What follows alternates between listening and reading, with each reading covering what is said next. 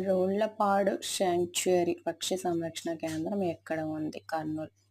ఈ క్రింది ఇచ్చిన ప్రదేశాల్లో మోటుపల్లి పోర్టు ఎక్కడ ఉంది? ప్రకాశం.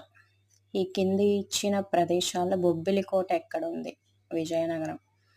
క్రింది ఇచ్చిన ప్రదేశాల్లో బొర్రా గుహలు ఎక్కడ ఉన్నాయో గుర్తించండి. విశాఖపట్నం. కోరింగ వన్యప్రాణుల సంరక్షణ కేంద్రం ఏ జిల్లాలో ఉంది? తూర్పుగోదావరి.